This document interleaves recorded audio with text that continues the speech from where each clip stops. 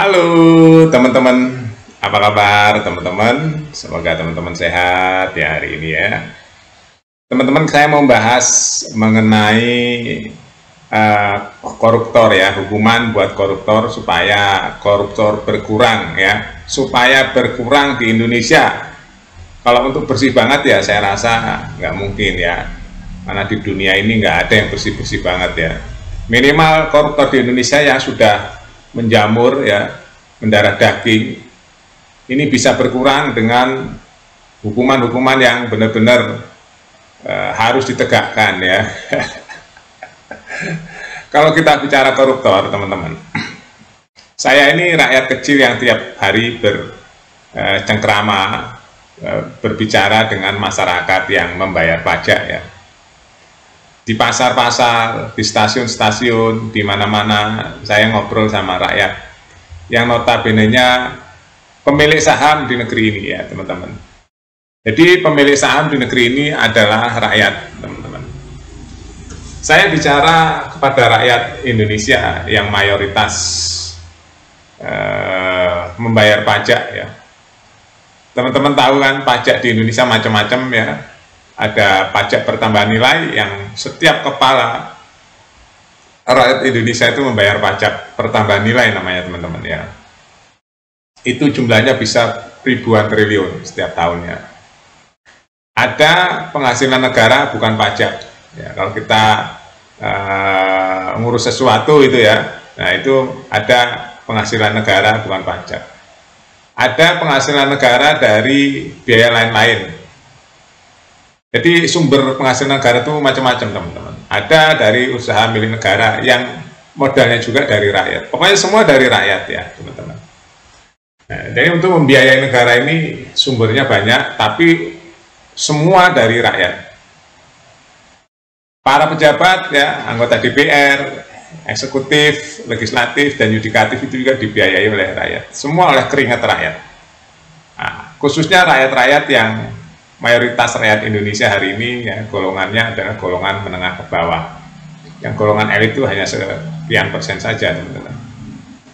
Ya, jadi kenapa saya bicarakan ini? Saya setiap hari ya, berkumpul dengan masyarakat yang aktif, yang aktivitasnya itu berniaga, berusaha, berbagai macam UMKM, ya, segala lapisan masyarakat yang setiap hari berkonsumsi ya, atau membeli barang, menjual barang. Artinya setiap hari membayar pajak, bertransaksi membayar pajak. Ujung-ujungnya dikumpulin ya ke kas negara untuk menggaji para pejabat itu teman-teman. Nah, tapi yang sangat disayangkan para pejabat ini masih banyak yang korupsi.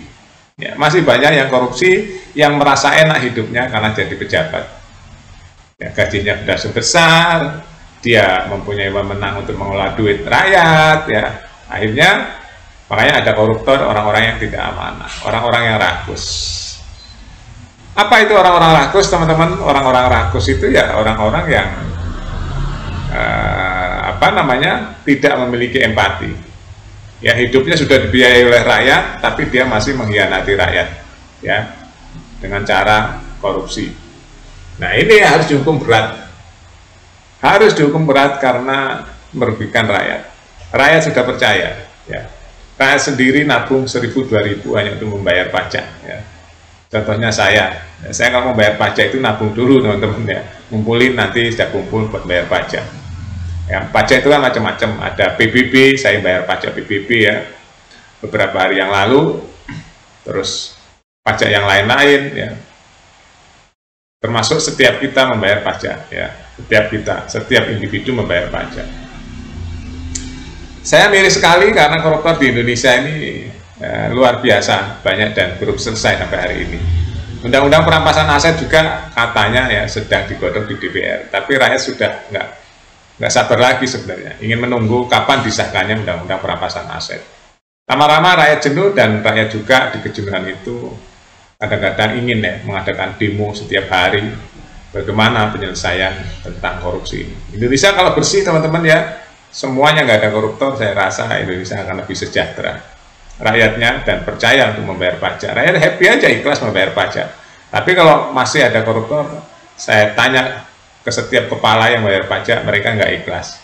Karena masih banyak tentang uang mereka yang disetorkan ke negara, yang bentuk pajak, endingnya dikorupsi juga. Korupsi bentuknya macam-macam ya. Korupsi anggaran, untuk bangun jalan, jalannya nggak berkualitas 100%. Anggaran 100, turun ke masyarakat, atau implementasinya cuma 45%, 50%. Ya 50%-nya banyak yang dipotong. Itu bukan rahasia lagi. Ya itu harus nggak ada lagi. Makanya saya menyarankan hukuman buat para koruptor itu jangan hukuman seperti sekarang. Ya, saya menyarankan hukuman koruptor harus diganti selain undang-undang perampasan aset, asetnya dirampas, dimiskinkan, dan dihukum yang seberat-beratnya. Cara menghukumnya gimana? Ya jangan penjara seperti sekarang yang rakyat tidak bisa mengawasi. Penjara terbuka, teman-teman. Bikinkan di satu lapangan terbuka, ya sebuah gedung terbuka atau kerangkeng terbuka, ya, untuk memenjarakan para koruptor sehingga rakyat bisa mengawasi langsung yang orang-orang koruptor kakap ini apakah benar di penjara atau tidur di hotel atau tidur di rumah, penjaranya kosong. Ya, penjaranya hanya di atas kertas. Ini rakyat saya perbincangan di masyarakat seperti itu. Ya, jadi rakyat sekarang bertanya-tanya, ada koruptor kakap benar nggak ya dia tidurnya di penjara? Karena ada banyak presiden ya, presiden itu kejadian-kejadian. Dulu ada namanya Gayus. Dia koruptor ya, pajak itu. Dia padahal kelasnya udah masih kelas teri di pajak. Koruptornya sampai triliunan, ya ratusan miliar sampai triliunan. Itu dia udah orang di penjara ya, narapidana, tapi bisa keluyuran ke mana-mana, ke Bali, ke Singapura, nonton tenis dan sebagainya. Itu terkuat, teman-teman. Itu seorang Gayus ya, apalagi yang seorang yang lebih tinggi lagi jabatannya. Dari situlah rakyat belajar. Koruptor-koruptor itu kan kebanyakan orang-orang kakap ya, orang-orang kakap yang memiliki dana tak terbatas. Apakah mereka benar-benar di penjara atau mereka hanya namanya saja yang di penjara? Orangnya, fisiknya dia tidurnya di rumah atau di hotel. Rakyat nggak pernah tahu. Karena rakyat nggak bisa mengawasi langsung sebagai CCTV masyarakat. Rakyat tahunya dia di penjara melalui persidangan yang panjang, yang alot, akhirnya di penjara ada yang 15 tahun, 20 tahun, 10 tahun. Pertanyaannya apa benar koruptor kakap itu di penjara? Itu sekarang masih bersemayam ya, atau masih menyangkut di hati masyarakat. Dan rakyat kalau ditanya nggak percaya. Ya, karena udah banyak kasus-kasus yang dibuka oleh media, di penjara itu ada kasurnya, ada TV-nya, ada AC-nya, ya sama aja. Kalau itu ada ketidakadilan di situ. Orang udah maling, udah rakus, penjahat yang sebenarnya penjahat itu adalah koruptor. Karena hidup dia sudah enak masih maling. Itu kan penjahat. Sedangkan orang yang lapar kalau maling itu hanya untuk makan. Itu pun di penjara.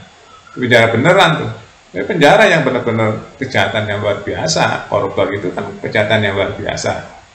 Ya, itu penjaranya kalau menurut saya harus lebih berat lagi dari penjara orang-orang yang perutnya kosong, orang miskin melakukan kejahatan karena untuk makan.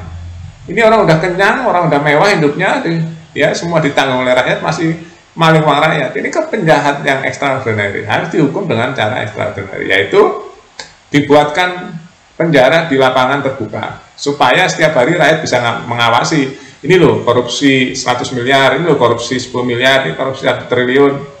Supaya tiap hari rakyat mengawasi bahwa benar-benar mereka itu para koruptor kakap ini di penjara. Bukan rakyat nggak bisa ngawasi dia penjara atau di hotel ya hari ini.